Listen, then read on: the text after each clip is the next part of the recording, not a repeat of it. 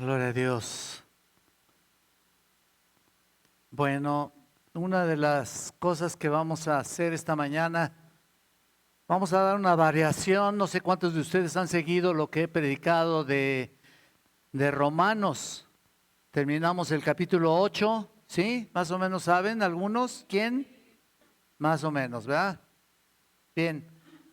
Esta mañana vamos a darle un cambio. Un pequeño cambio, ahí lo tienen en sus boletines para que vean ustedes el título de la predicación de esta mañana. Y se llama La vida íntegra de Daniel. Vamos a estudiar un poquito a Daniel, yo creo que nos va a dar mucha idea y mucha enseñanza acerca de su vida. ¿Qué les parece si primeramente ponemos en sus manos al Señor este mensaje? Le bajan tantito para que no zumbe, para que no se vicie, ¿no? Es por el micrófono, ¿verdad? Bueno. Señor, te damos gracias en esta mañana porque me permites estar aquí en este púlpito que podemos decir que es santo, que es sagrado, que tú, Señor, has provisto para la predicación de tu bendita palabra, Señor, y cuanto más, pues, para la edificación del cuerpo de Cristo, que es tu iglesia, y para el crecimiento de cada uno de nosotros, que seamos nosotros portadores de tu bendita palabra, y no solamente eso, sino también seamos comunicadores de ella. Así que, Señor, te pongo en tus benditas manos este mensaje, que tú seas quien lo haga, Señor, tú seas quien predique y tú seas quien lleve a cabo esta predicación, este mensaje. En el nombre precioso de nuestro amado y suficiente Salvador, Jesucristo, a Él sea la gloria y la honra. Amén. Bien, vamos a abrir nuestras Biblias, por favor, y vamos a leer el capítulo 1 del libro de Daniel. Capítulo 1, nos embarcamos en una serie a partir de hoy, basándonos en este libro y particularmente en la vida de este gran siervo de Dios, Daniel. Y como les dije, vamos a titular este mensaje, La vida íntegra de Daniel, o mejor dicho, características de una vida de integridad. Mejor dicho, así le hubiera podido llamar. Características de una vida de integridad. Y vamos a darle lectura a los versículos del 1 al 8 del primer capítulo.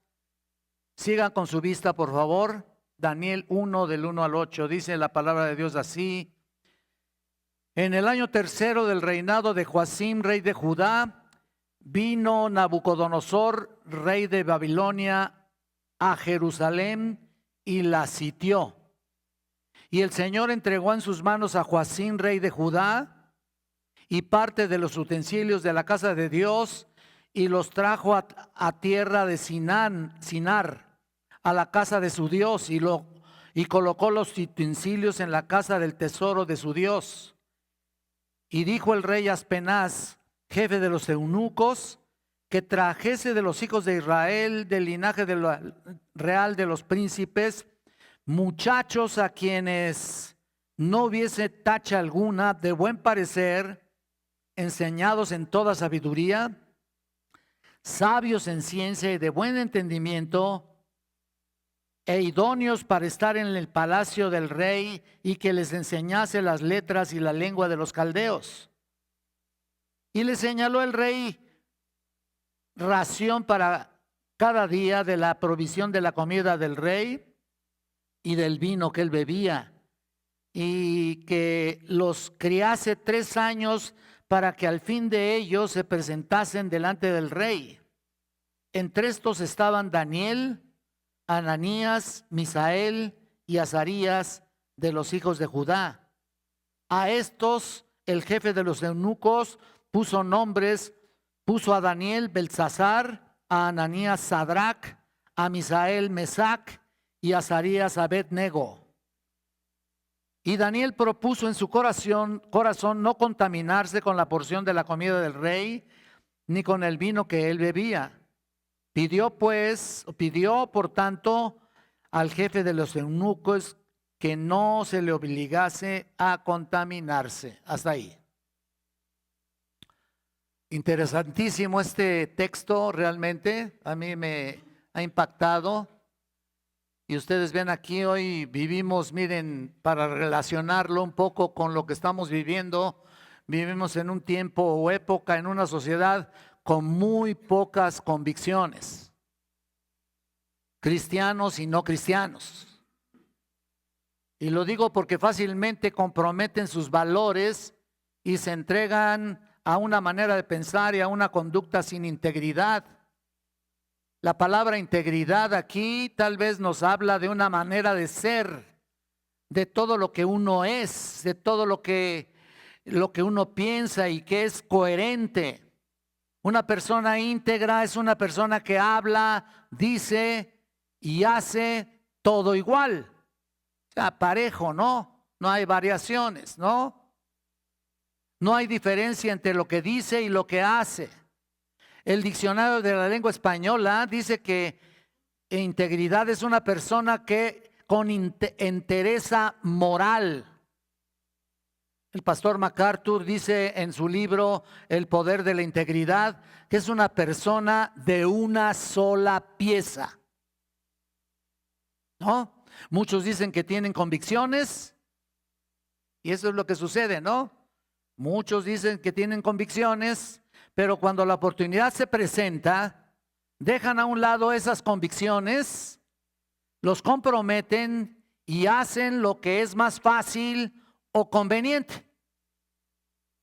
Un ejemplo clásico son los políticos, ¿no? Nos dicen que van a hacer esto, que van a hacer lo otro y presentan planes, etcétera, etcétera, como personas muy buenas, muy virtuosas externamente, pero después, ¿qué sucede?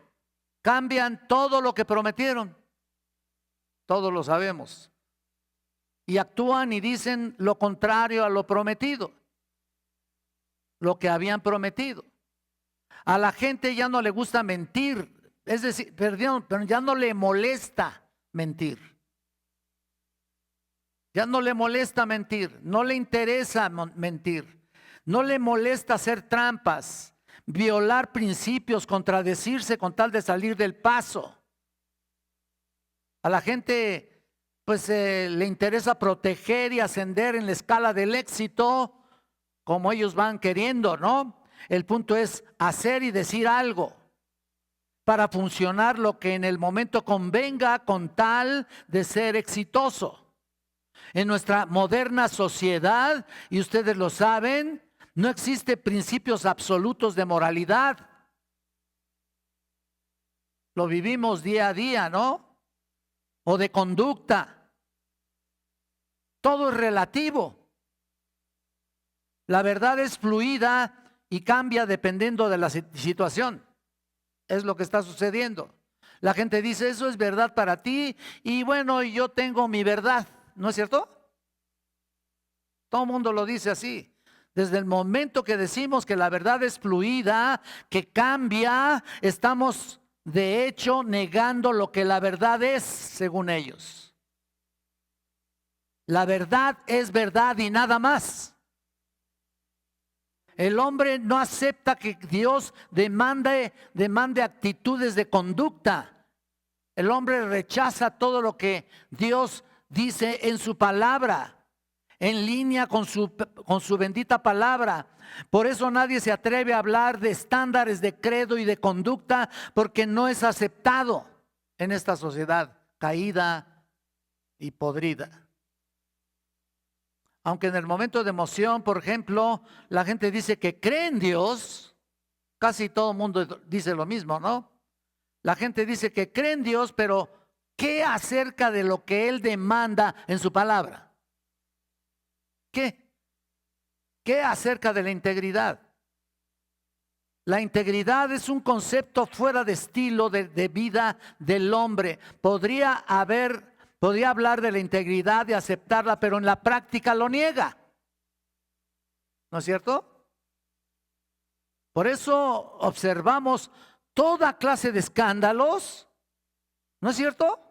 En todo momento, en toda hora y todos los días, escándalos en todos los niveles políticos y sociales, aún dentro de la iglesia, incluso. Escuchen lo que pasa. Si alguien en el liderazgo se atreve a mencionar principios morales, no estoy hablando de esta iglesia, estoy hablando de la iglesia en general en el mundo. Si alguien se atreve a mencionar principios morales de conducta y estándares de justicia que deben cumplirse, ¿se les considera a esta persona un legalista o un religioso o un intolerante, no? De las creencias y conducta de las demás personas. Si en el ambiente secular una persona, por ejemplo, declara su fe en Dios, en el Dios de la Biblia, y manifiesta virtud en sus palabras y en su conducta, se le mira como un fanático religioso. Una persona moral que expresa su fe hoy y vive de acuerdo a ella, es considerado una persona que trata de imponer su religión a otros a como dé lugar. La gente se molesta cuando un cristiano verdadero habla de su fe y vive de acuerdo a lo que dice. Y de acuerdo a lo que cree. Pero desgraciadamente muchos se inclinan a una moralidad donde no hay absolutos. ¿Me explico? Y esta actitud desgraciadamente se ha infiltrado dentro de la iglesia. Por eso muchos cristianos toleran hoy la inmoralidad en algunos aspectos o en muchos sentidos. Es una tristeza. Así que tú puedes llamarte cristiano. Escucha esto. Llevar tu Biblia bajo el brazo, pero vives una vida totalmente incoherente con lo que dice la Biblia. Porque al fin y al cabo pues, no hay absolutos. Al fin y al cabo no, todo es relativo. No sé si me dé explicar. La iglesia moderna, escuchen, ha adoptado los valores del mundo y ha abandonado las normas bíblicas de virtud e integridad.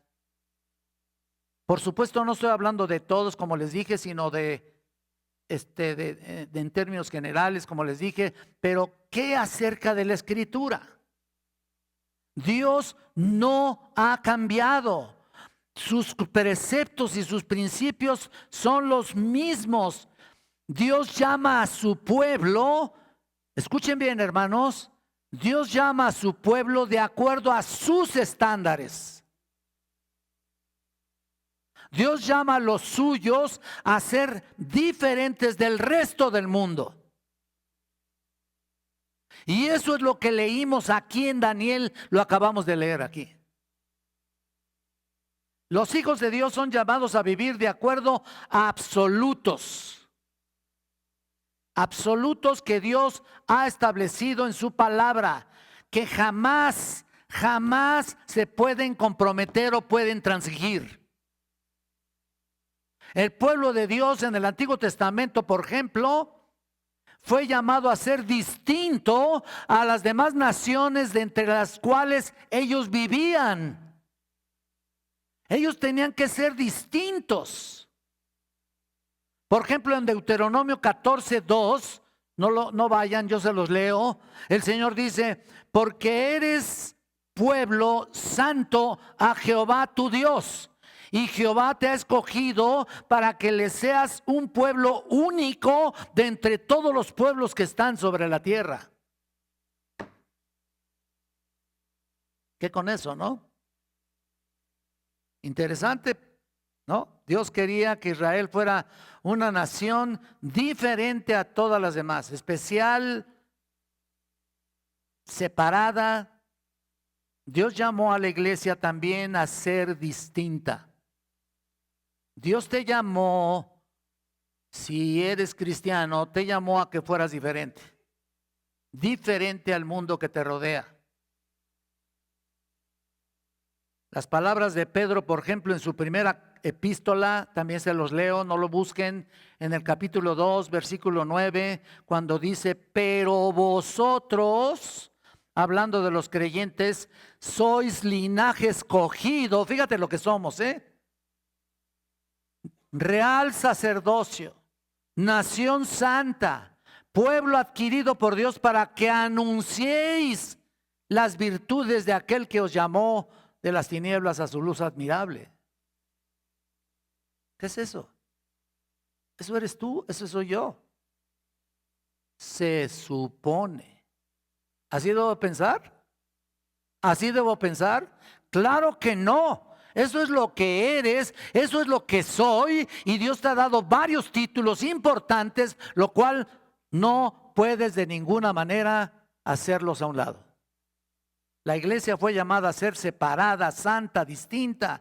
Ustedes se acuerdan de las palabras de Pablo en 2 de Corintios 6:14, no os unáis en yugo desigual con los incrédulos. Y aquí se relaciona no solamente con las parejas disparejas, sino también con unión en sociedad, unión en mucho acercamiento, unión en negocios, en todo.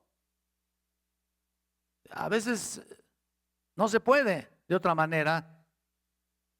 Pero si alguien está en tu negocio que no es creyente, tu deber es alcanzarlo para Cristo. La iglesia fue llamada para ser separada. Por lo general aplicamos esto a una relación matrimonial, como les dije, pero la aplicación es mucho más amplia. Ahora vean, vamos a seguir leyendo 2 de Corintios, estamos en 2 de Corintios capítulo 6.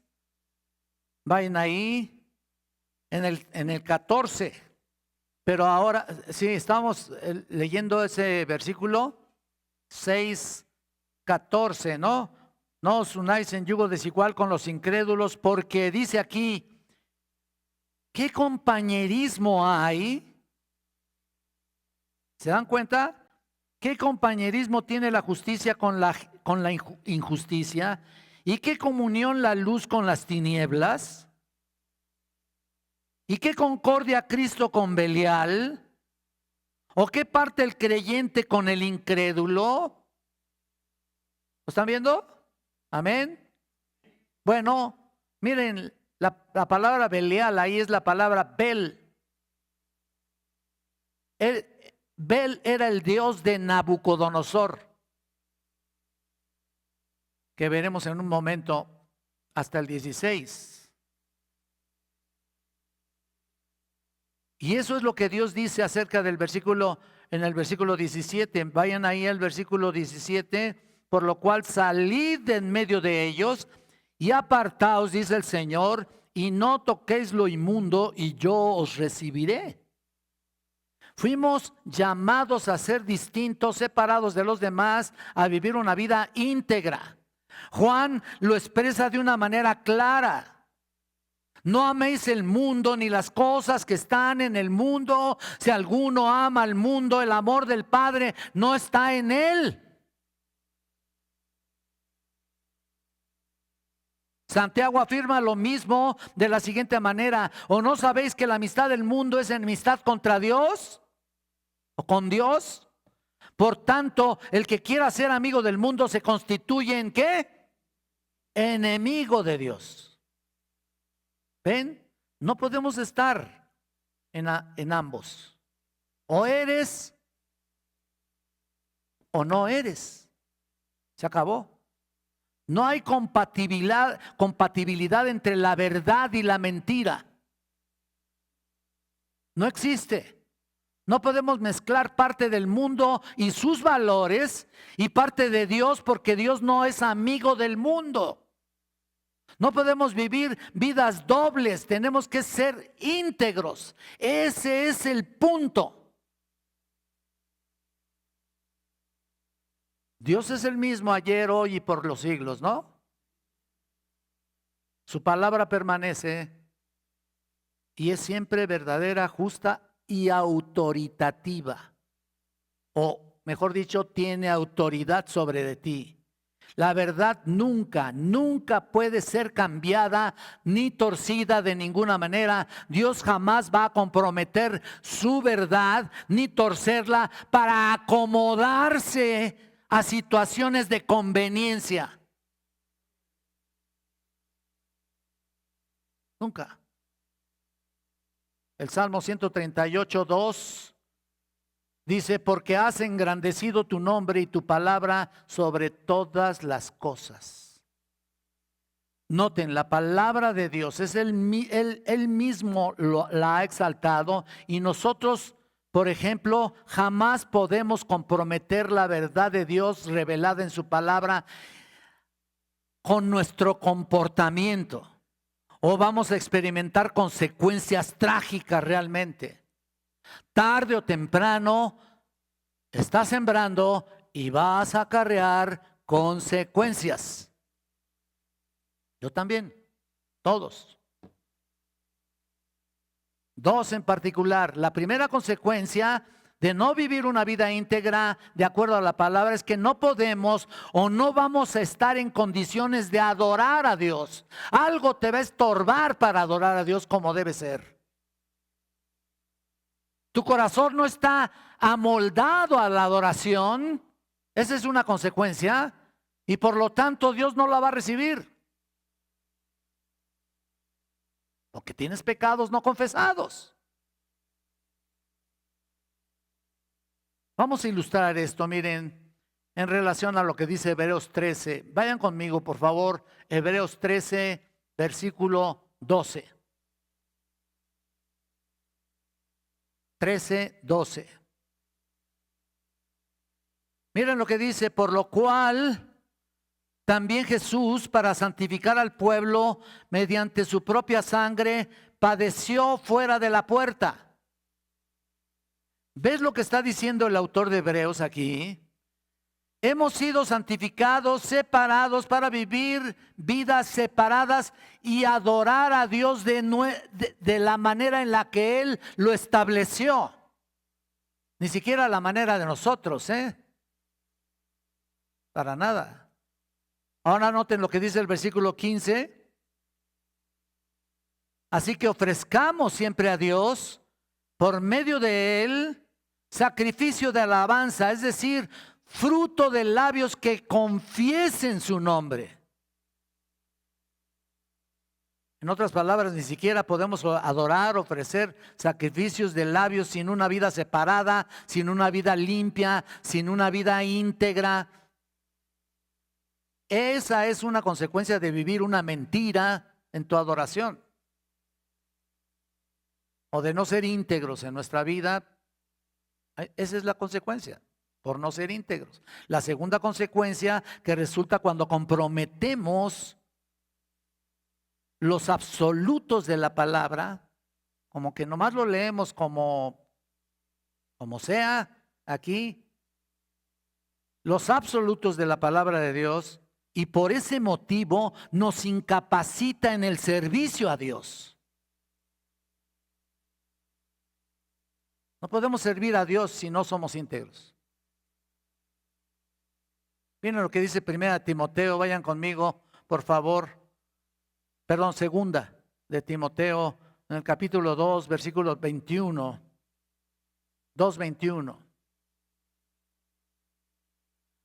Así que si alguno se limpia de estas cosas, dice aquí, será instrumento para honra, santificado, útil al Señor y dispuesto para toda buena obra.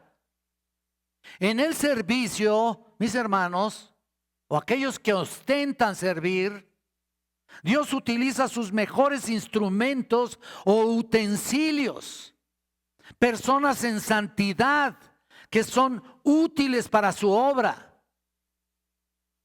personas apartadas, limpias, que evitan la corrupción y de ese modo están preparadas para servir a Dios. Y miren el versículo 22.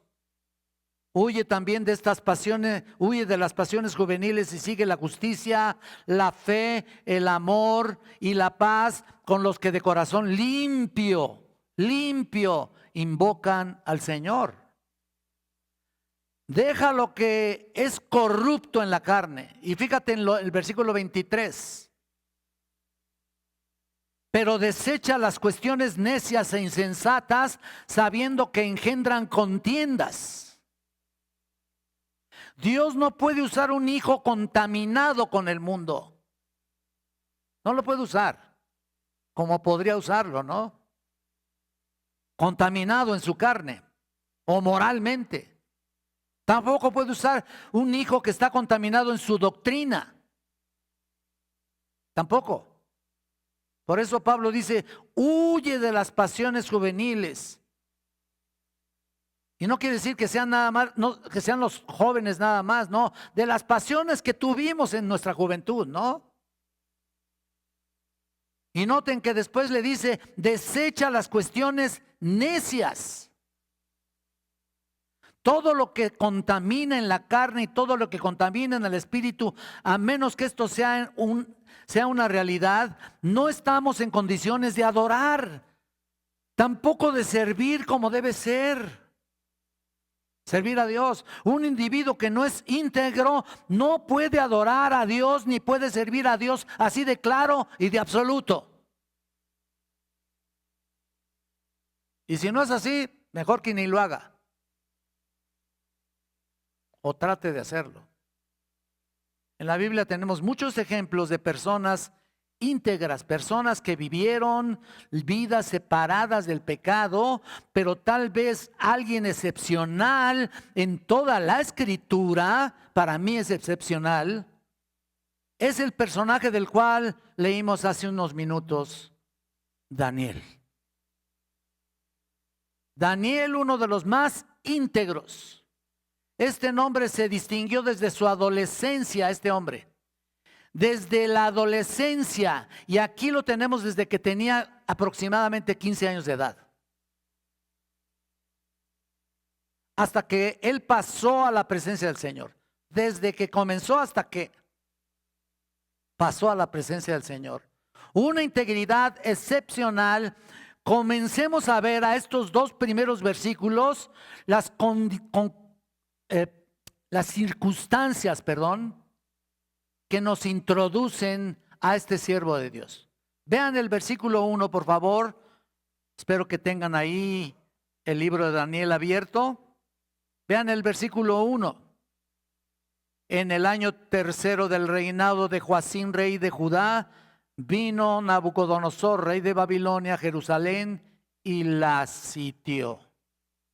Vamos a ver y a observar este texto un poquito de cerca. Noten que aquí comienza con una nota bastante triste.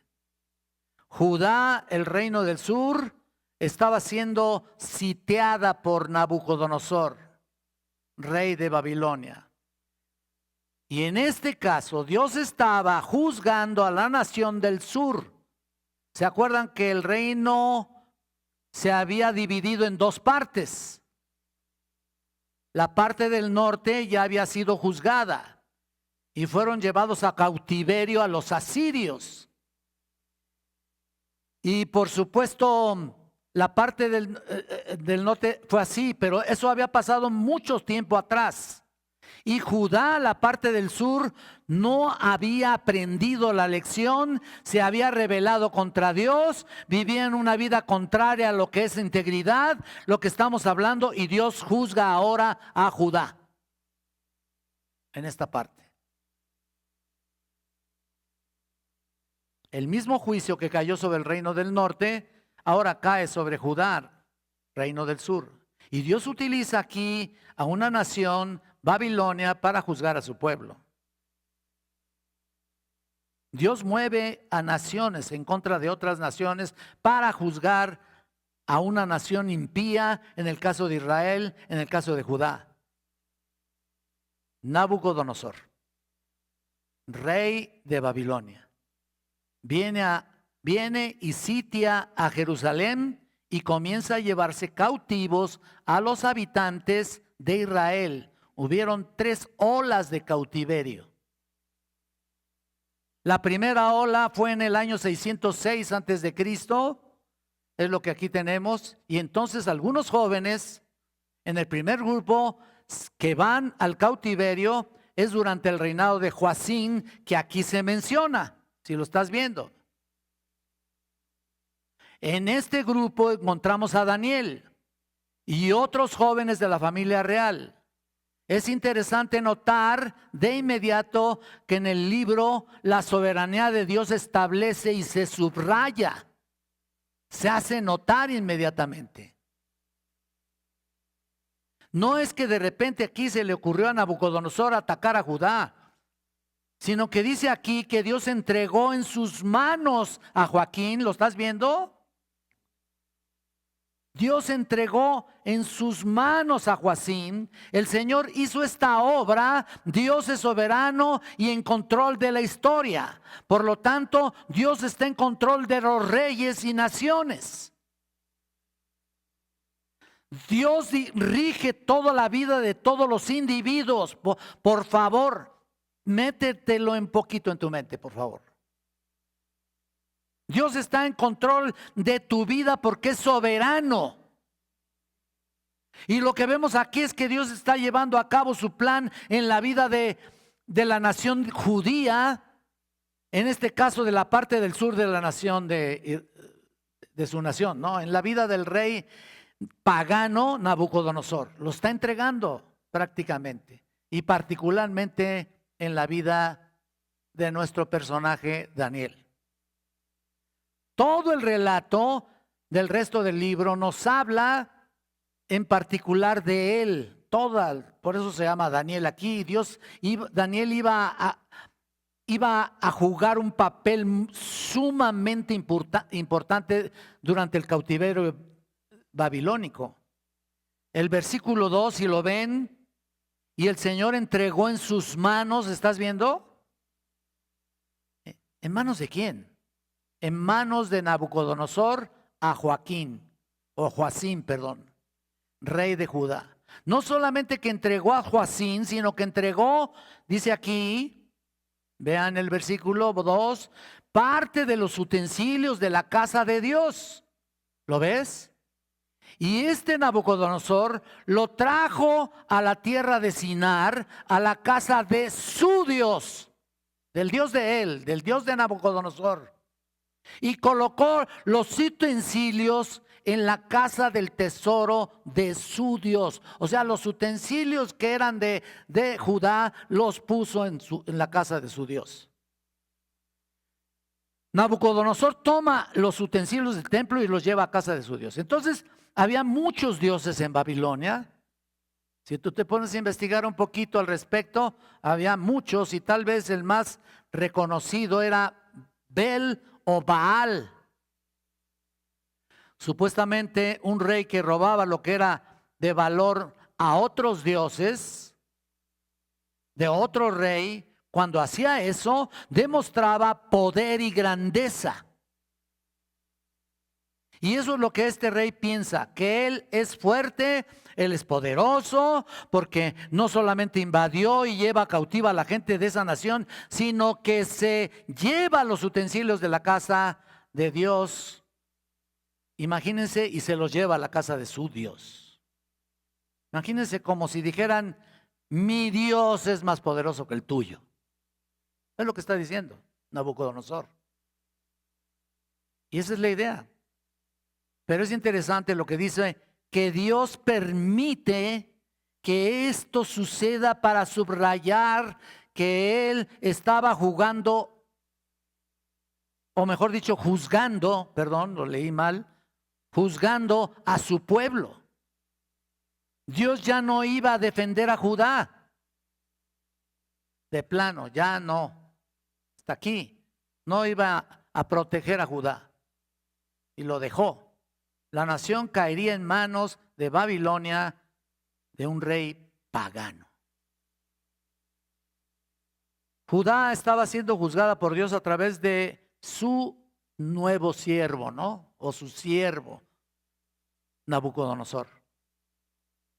aunque sea malo, muchas veces la Biblia muestra a uno malo como siervo también de Dios, porque él va a formar parte del plan de Dios. ¿Me explico? Así que estamos viendo el contexto histórico y las circunstancias que rodean a la introducción del personaje principal del libro de Daniel. Pero ahora veamos lo que sucede con Daniel a partir de la llegada a Babilonia. Vayan conmigo aquí al versículo 3. Esta es la trama del relato. Y dijo el rey a Aspenaz, jefe de los eunucos, que trajese de los hijos de Israel del linaje real de los príncipes. Hasta ahí ahorita. Escuchen. Este hombre, Aspenaz, que puede ser un título o puede ser un nombre, realmente no importa mucho, lo vamos a considerar aquí en este caso como un nombre. Se identifica aquí como el rey de los eunucos. Bueno, sin entrar en detalles en cuanto al término eunuco se refiere, un hombre que ha sido, un eunuco es un hombre que ha sido intervenido quirúrgicamente. No voy a ir más allá, no voy a dar más detalles, muchos de ustedes lo saben. El punto es que los eunucos, y particularmente Aspenaz, era una persona estrictamente, o sea, era estricto al servicio de Dios. Y este era el jefe de aquellos que servían al rey. Es obvio que el contexto nos indica que Aspenaz era un supervisor, una persona con responsabilidades muy, pero muy grandes dentro de la corte. Muy importante para Nabucodonosor. Y una de las funciones aquí fue la de escoger ciertos cautivos de Judá que iban a servir al rey y los trajeran para acá. Muchos historiadores dicen que eran aproximadamente entre 50 y 75 jóvenes que pudieron tomar de aquella tierra de Judá, de la tribu de Judá.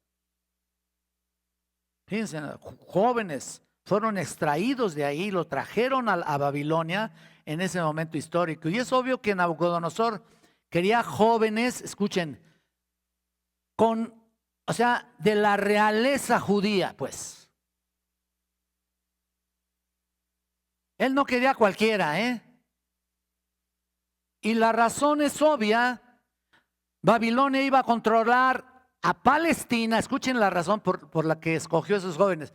Iba a controlar a Palestina y este rey Nabucodonosor sabía que si él quería administrar una nación súbdita, un vasallo, tenía que tener con él a la gente o a gente de la realeza para que pudiera trabajar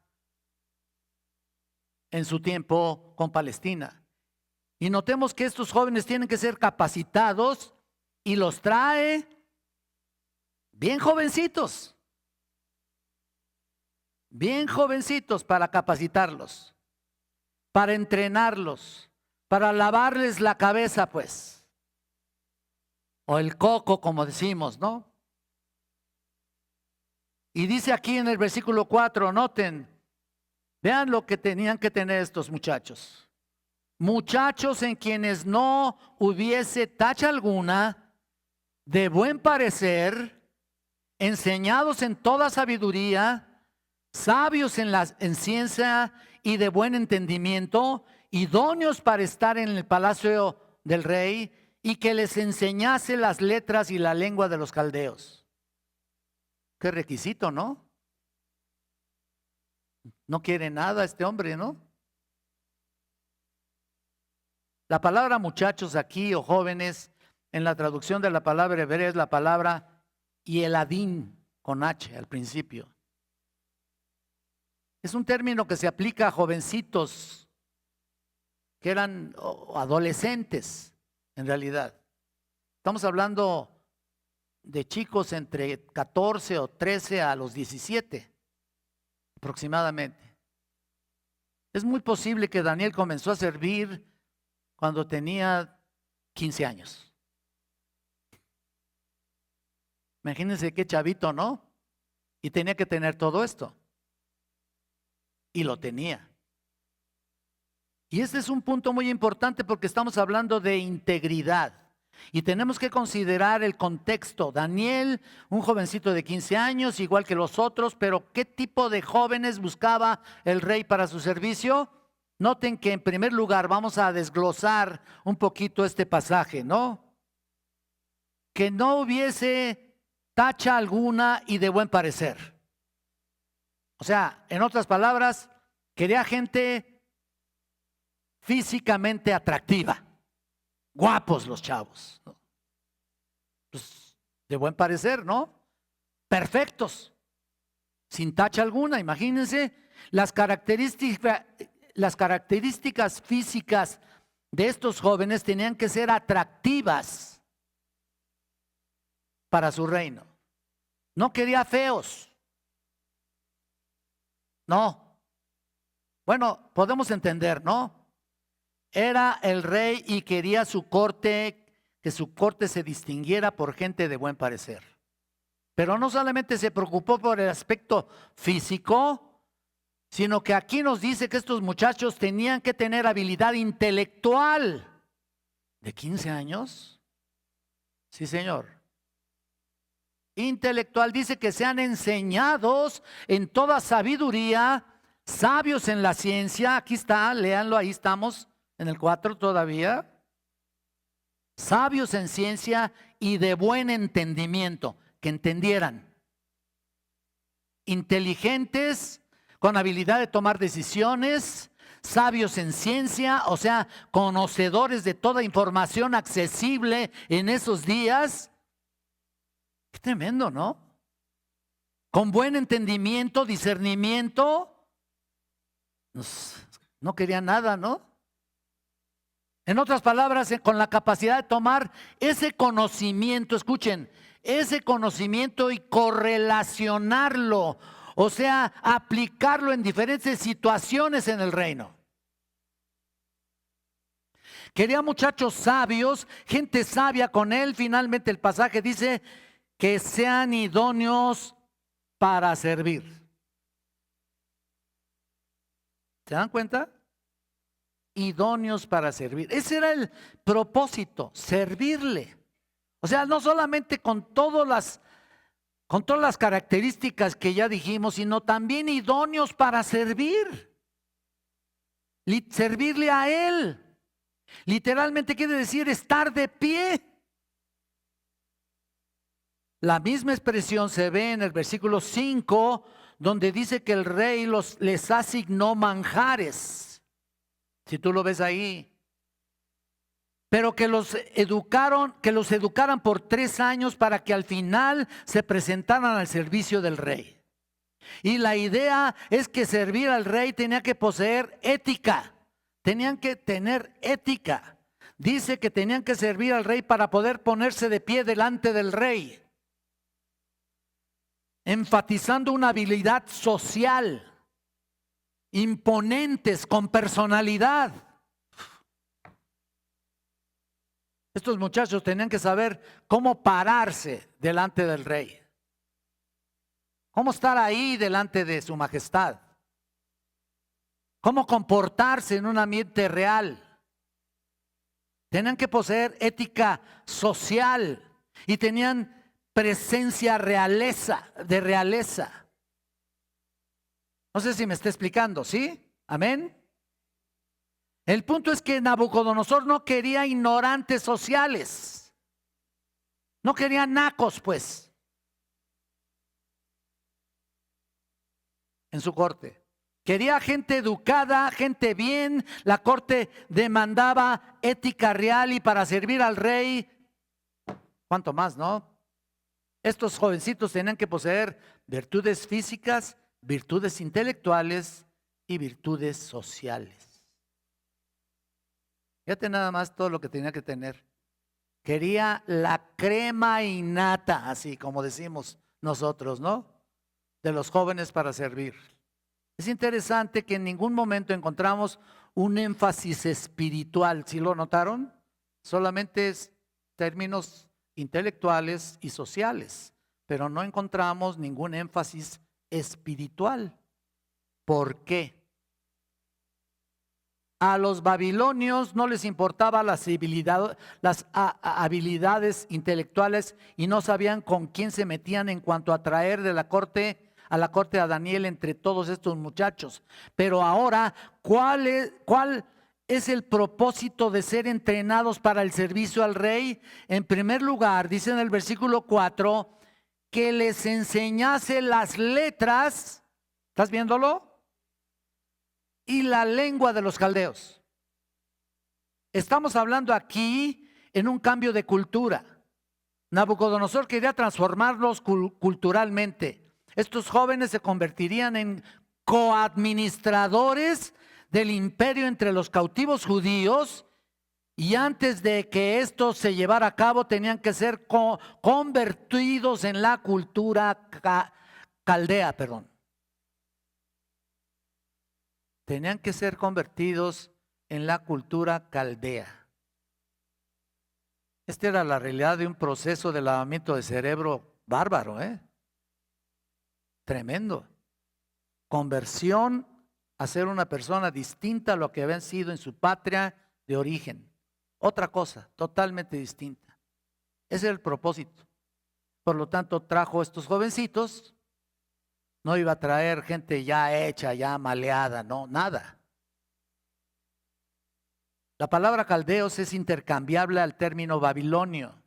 Originalmente los caldeos eran un grupo distintivo con su costumbre, cultura, lengua, pero en la medida de que el imperio babilónico se extendió y el tiempo pasó, la influencia y educación caldea fue incorporada dentro de los babilonios, de Babilonia. Y llegaron a formar una cultura única. Parece que no, ¿verdad? Pero increíble, la cultura integrada por caldeos y babilonios, o sea, la cultura caldeo-babilónica. ¿Me explico? De ambas partes. Podemos entender esto. Por ejemplo, es un ejemplo nada más, ¿no? La experiencia similar que hay entre inmigrantes que el pasado se fueron a Estados Unidos, ¿no? En el pasado. La cultura americana, ¿no? Tengo yo un hermano allá que tiene más de 50 años viviendo allá. Y tengo a un hijo también que tiene ya unos añitos allí. Bueno, la cultura americana. Y ahí están viviendo la combinación entre varias influencias étnicas, particularmente anglosajonas, que llegaron a integrarse ahí a Estados Unidos y fundirse con una cultura como una cultura única. Bueno, y notan ustedes que a través de los años, no importa si van a Arabia o a Latinoamérica o vienen de Polonia o de Rusia o Alemania, con el tiempo de los años, cuando ven a las personas y hablan, actúan y se manejan totalmente como americanos, ¿no? Bueno, estás en una cultura así, diferente a la tuya, pues te adaptas, ¿no? Te vas adaptando con el tiempo. Bueno, aunque haya facciones físicas un poco distintas, la persona se ha convertido en un americano. Entonces, cuando hablan de un estadounidense o de un americano, se están hablando de la misma persona. Son términos intercambiables, estadounidense o americano. Ya mis parientes pues ya son americanos, ya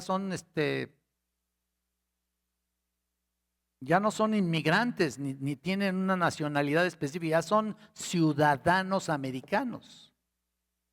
Ahora, la lengua caldea, por ejemplo, regresando a este punto, nomás lo quise comentar para dar un ejemplo.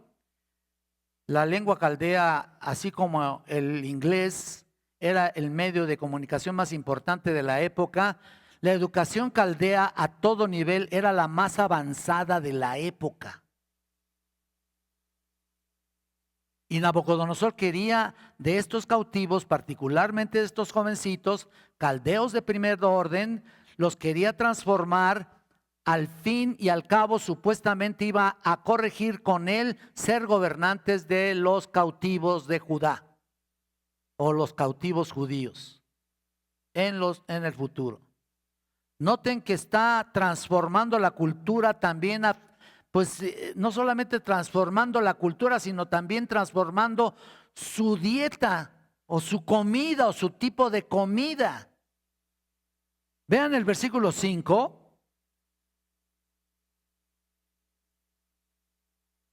Y les enseñó el rey ración para cada día de la provisión de la comida del rey y del vino que él bebía, y que se creasen por 3 años, etcétera, etcétera. Pero quiero ver la comida ahorita. Que el rey les asignó una ración diaria de manjares realmente del rey. Y el vino que él bebía. Esto era la primer o la comida real. Aún sus paladares iban a ser influenciados por los babilonios. Imagínense, qué interesante esto, ¿no? De lo cual hablaremos más adelante, del cual Daniel rechazó. Eso por razones obvias. O sea, no solamente afectaría su paladar, sino que en ese cambio resulta también que hasta también sus nombres. Vean qué transformación, ¿no? En el versículo 6, noten por favor, que entre estos estaban Daniel, Ananías, Misael, Azarías, de los hijos de Judá. Y miren el versículo 7, a estos el jefe de los eunucos puso nombres distintos. Daniel se le llamó Beltsasar, a Ananías se le llamó Sadrach, a Misael Mesac y a Azarías Abed-nego. Y es muy interesante que aún sus nombres, que de ser nombres judíos, ahora sean nombres caldeos. Daniel, fíjense nada más la diferencia.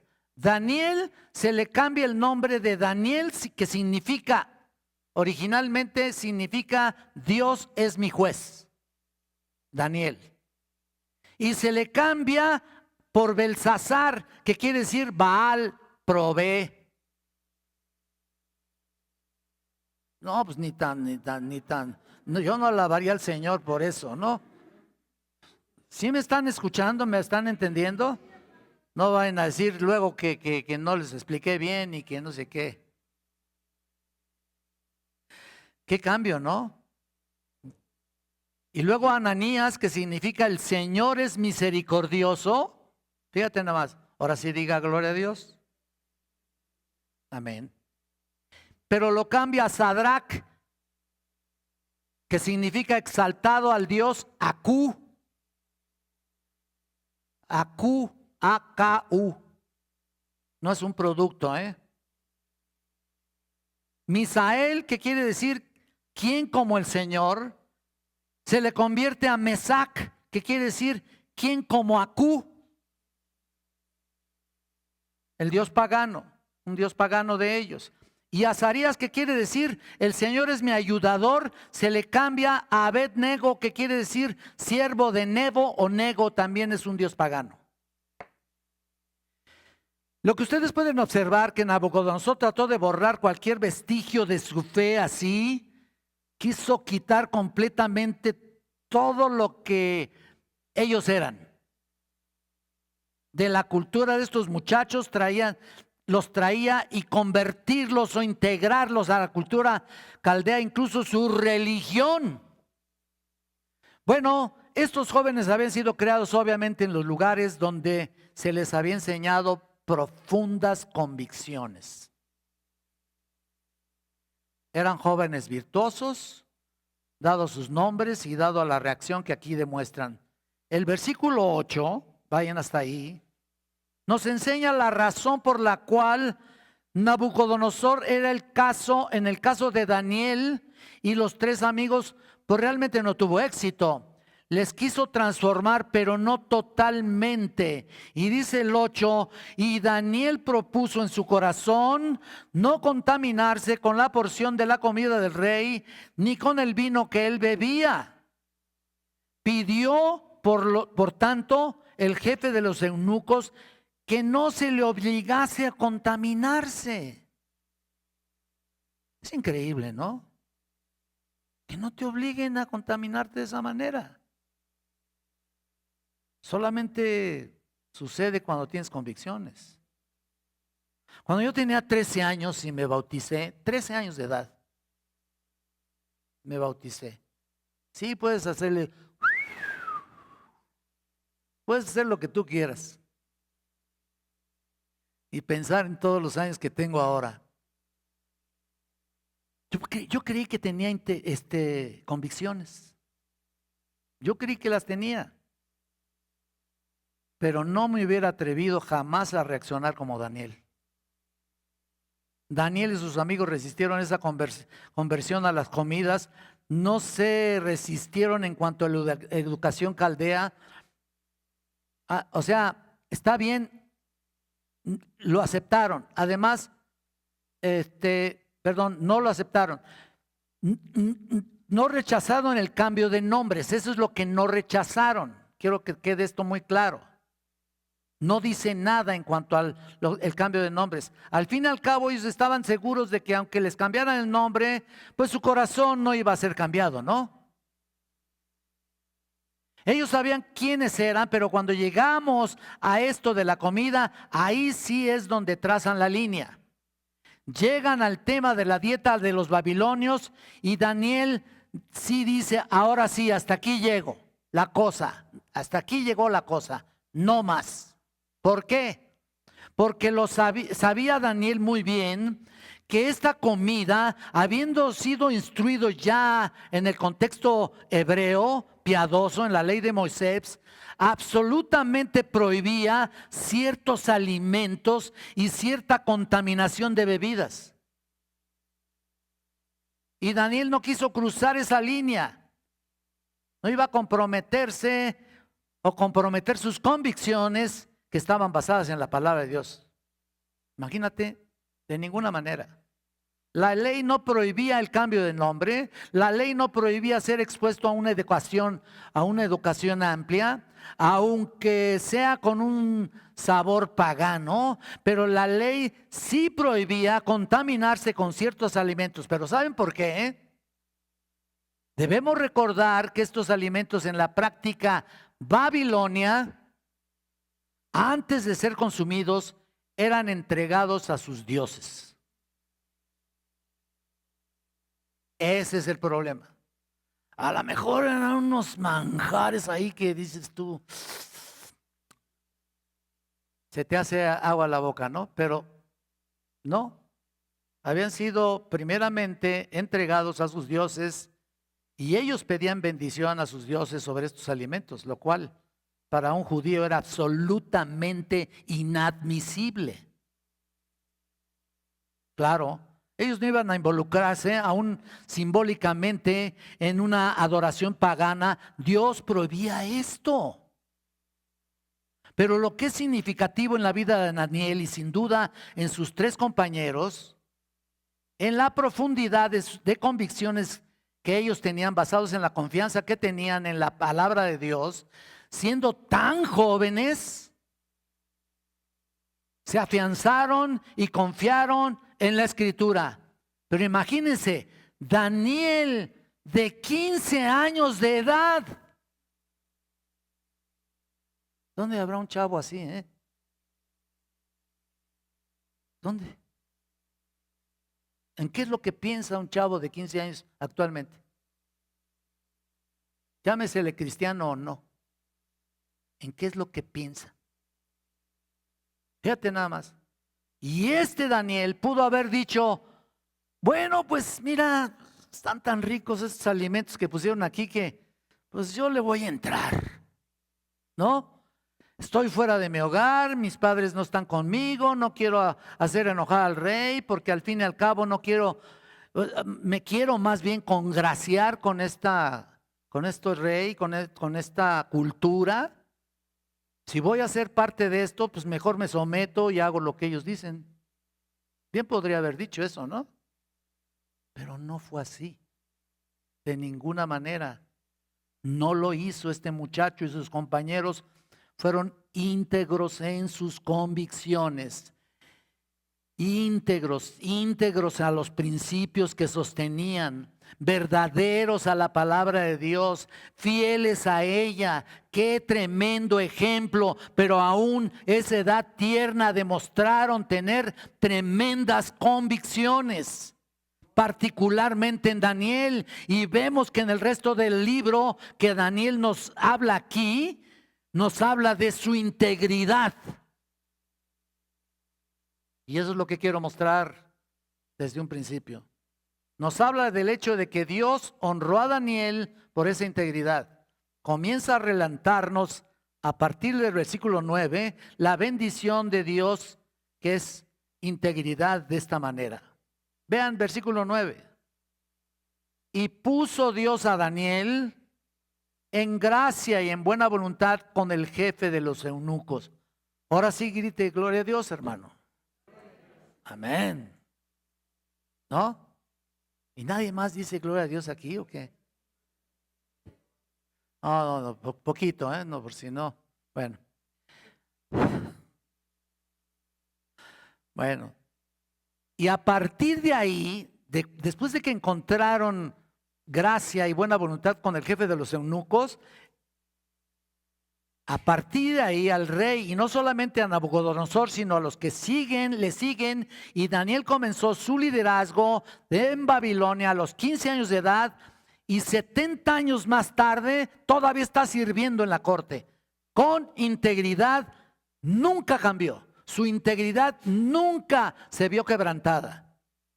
El resto del libro es un relato de la gracia de Dios sobre su siervo, es un relato de la soberanía de Dios sobre este hombre, sobre las acciones de naciones y reyes, y particularmente en la vida de un gran siervo como Daniel. Un hombre incomparablemente íntegro. Y ahora, ¿qué hay de nosotros? Vamos a la aplicación. Miren, Dios desea que cada uno de nosotros le sirvamos.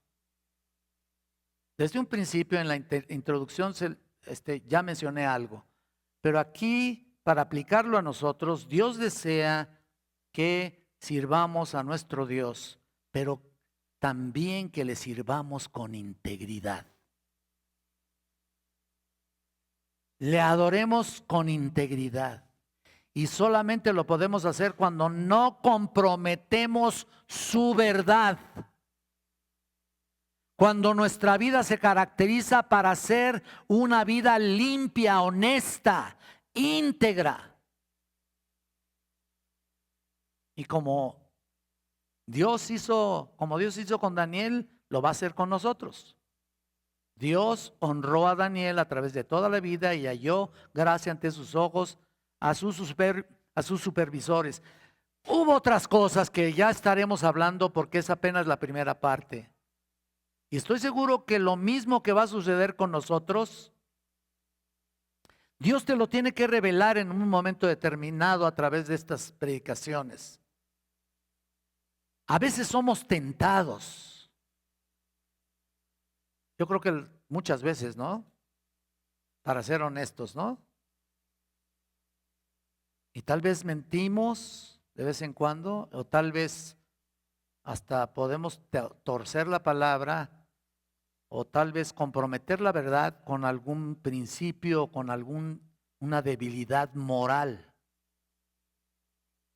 Hermanos, no debemos comprometer con ninguna convicción, o sea, con alguna convicción por alguna razón X, alguna situación externa, lo que sea, por lo que estamos aprendiendo del Señor a través de la vida de Daniel. Así como Dios empieza a trabajar con este hombre a los 15 años, estoy seguro que cuando te convertiste, empezó a trabajar contigo. Pero el punto es, ¿qué tanto le estás escuchando? ¿Qué tanto estás obedeciendo su palabra? El punto es, ¿qué tanto eres íntegro en tus convicciones? ¿Qué tanto obedeces su palabra bendita? Porque es muy fácil venir y sentarte y ahí, bien cómodo, oír un mensaje, ¿no? Y sales de aquí así nada más. Yo fui enseñado de una manera en la que si entras a un lugar para escuchar un mensaje, una enseñanza, que permanezca en mi mente el mejor tiempo posible, el máximo tiempo posible, para poner en práctica lo que fui enseñado. Si tú no lo haces así, te falta mucho aprender, pero mucho también obedecer.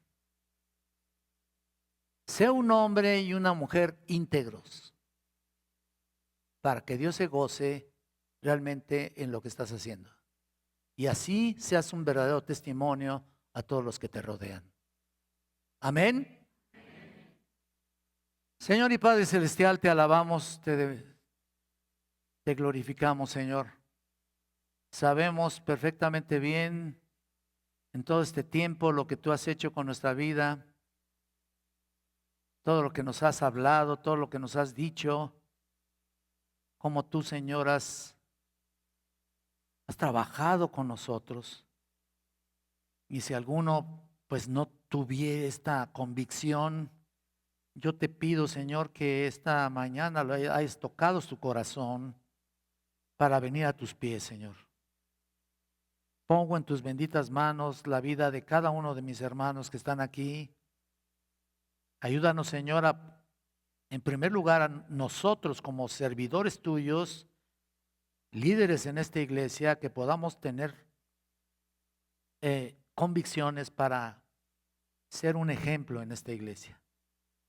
Y que podamos ser ejemplo también en nuestra vida diaria con los que nos rodeamos. Te pido, Santo Dios, anhelamos, Señor, en nuestro corazón, cuando sea necesario, no hacer lo que todo mundo hace, sino llega un momento en que no puedes hacer más allá, porque no lo permite el Señor, tú, Señor, porque tú no lo permites. Ayúdanos a no acomodarnos a esta sociedad que está perdida, que no sabe a dónde va, que es una perdición sus vidas, Señor. Ayúdanos a hacer testimonio a ellos y algún día, Señor, traer a tus pies a estas personas con nuestra obediencia y nuestro testimonio. Gracias, Padre eterno, por tu bondad, por tu palabra. Pongo en tus manos todo esto en el bendito nombre de Jesucristo, tu Hijo.